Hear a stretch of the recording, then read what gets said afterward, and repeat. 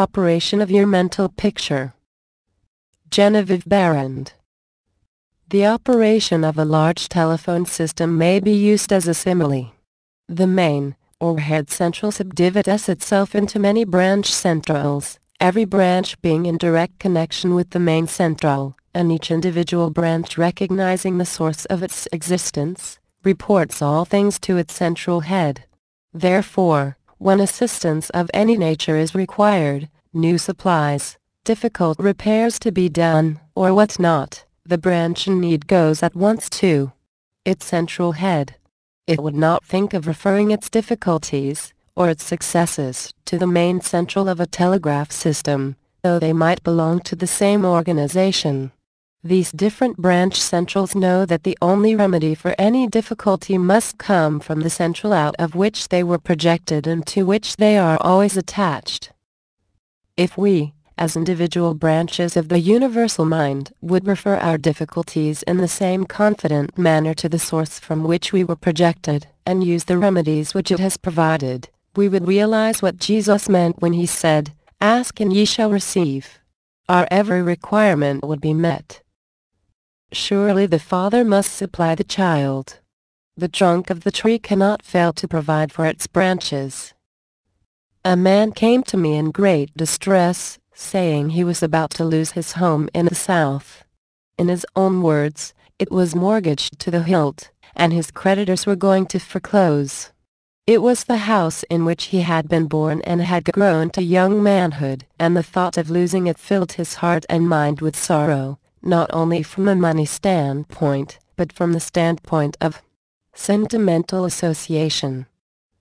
I explained to him that the power that brought him into existence did so for the purpose of expressing its limitless supply through him, that there was no power on earth which could cut him off from his source except his own consciousness, and that in reality he would not be cut off then. I explained to him that he had it, but was unable to recognize that it was there, and said to him, "Infinite substance is manifesting in you right now." The next week, on Sunday, just before leaving my dressing room in the Selwyn Theater to give my afternoon message, I received the following note: "Dear Mrs. Behrend, I want you to know that I am the happiest man in the whole city of New York. My home in the South is saved. The money came in the most miraculous way, and I have telegraphed enough to pay off the mortgage. Please tell the people this afternoon about this wonderful power." You may be sure I did, explaining to them that everything animate or inanimate is called into existence or outstandingness by a power which itself does not stand out. The power which creates the mental picture, the originating spirit substance of your pictured desire, does not stand out. It projects the substance of itself, which is a solidified counterpart of itself, while the power remains invisible to the physical eye. Those will appreciate the value of visualizing who are able to realize Paul's meaning when he said, "The worlds were formed by the word of God. Things which are seen are not made of things which do appear." There is nothing unusual or mysterious in the idea of your pictured desire coming into material evidence. It is the working of a universal, natural law. The world was projected by the self-contemplation of the universal mind, and the same action is taking place in its individualized branch, which is the mind of man. Everything in the whole world, from the hat on your head to the boots on your feet, has its beginning in mind and comes into existence in exactly the same manner. All are projected thoughts, solidified. Your personal advance in evolution depends on your right use of the power of visualizing, and your use of it depends on whether you recognize that you, yourself, are a particular center through and in which the originating spirit is finding ever new expression for potentialities already existing within itself. This is evolution.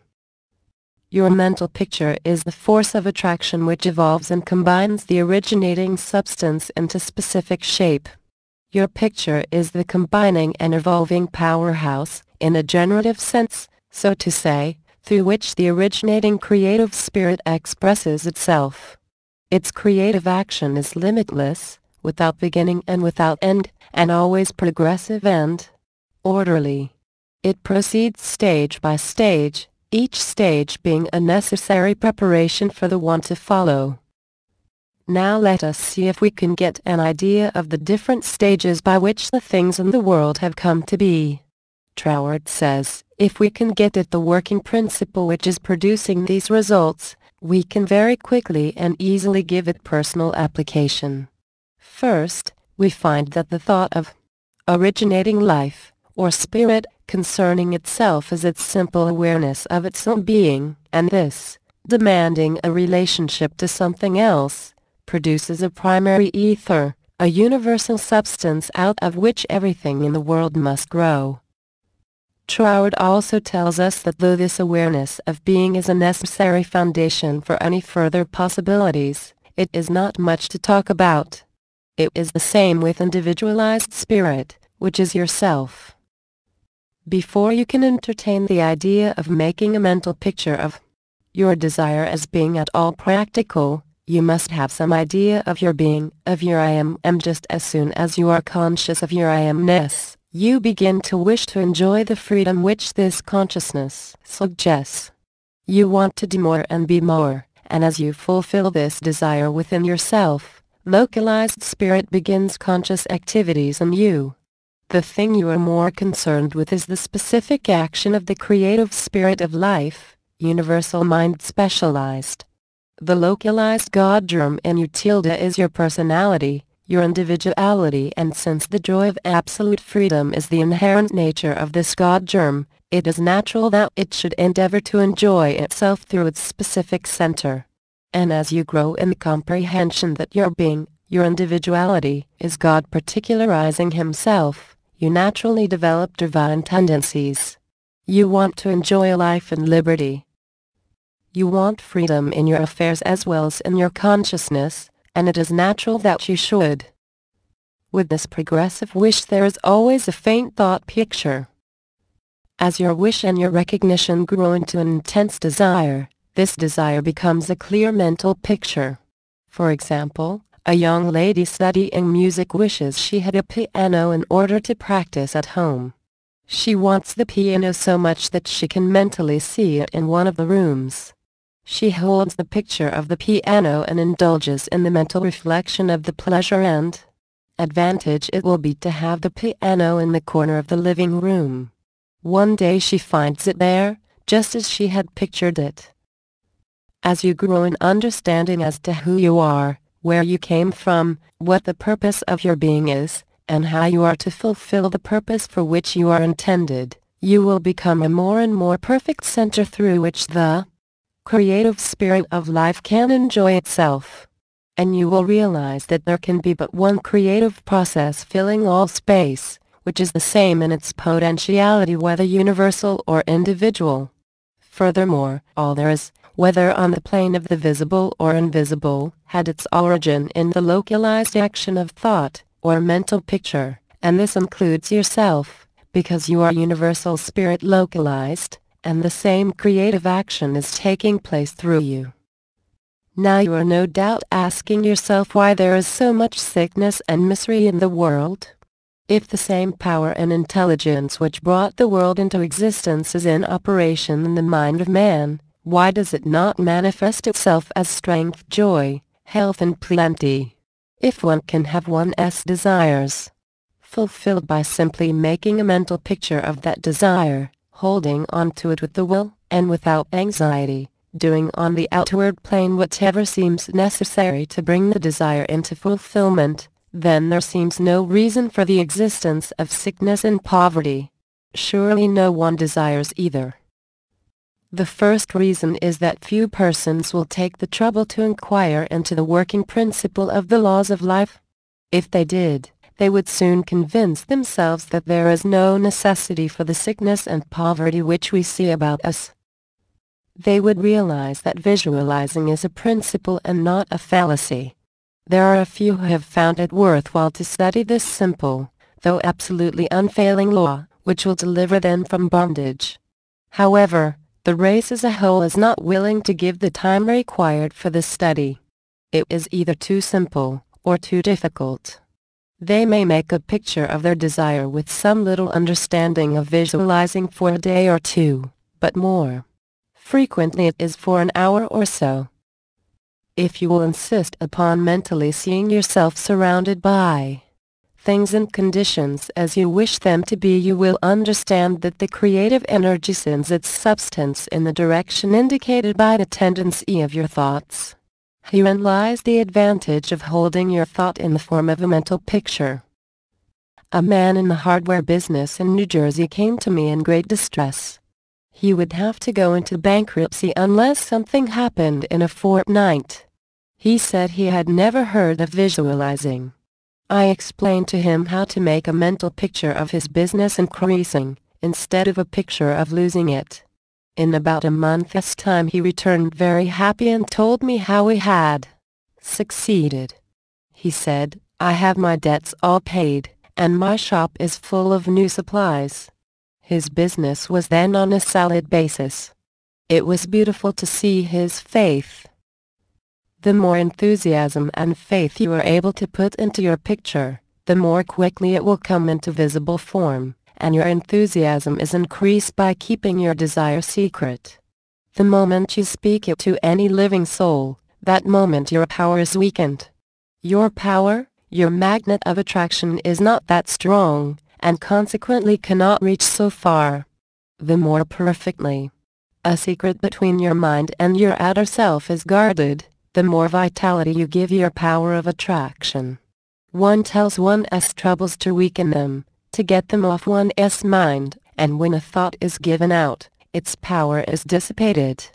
Talk it over with yourself, and even write it down, then destroy the paper. However, this does not mean that you should strenuously endeavor to compel the power to work out your picture on the special lines that you think it should. That method would soon exhaust you and hinder the fulfillment of your purpose. A wealthy relative need not necessarily die, or someone lose a fortune on the street, to materialize the $10,000 which you are mentally picturing. One of the doormen in the building in which I lived heard much of the mental picturing of desires from visitors passing out of my rooms. The average desire was for $500. He considered that $5 was more in his line and began to visualize it, without the slightest idea of where or how he was to get it. My parrot flew out of the window, and I telephoned to the men in the courtyard to get it for me. One caught it, and it bit him on the finger. The doorman, who had gloves on and did not fear a similar hurt, took hold of it and brought it up to me. I gave him 5 $1 bills for his service. This sudden reward surprised him. He enthusiastically told me that he had been visualizing for just $5, merely from hearing that others visualized. He was delighted at the unexpected realization of his mental picture. All you have to do is to make such a mental picture of your heart's desire, and hold it cheerfully in place with your will, always conscious that the same infinite power which brought the universe into existence brought you into form for the purpose of enjoying itself in and through you. And since it is all life, love, light, power, peace, beauty, and joy, and is the only creative power there is, the form it takes in and through you depends upon the direction given it by your thought.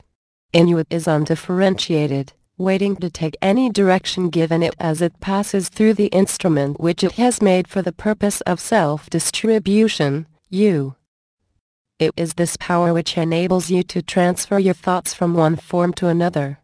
The power to change your mind is the individualized universal power taking the initiative, giving direction to the unformed substance contained in every thought. It is the simplest thing in the world to give this highly sensitive substance any form you will, through visualizing. Anyone can do it with a small expenditure of effort.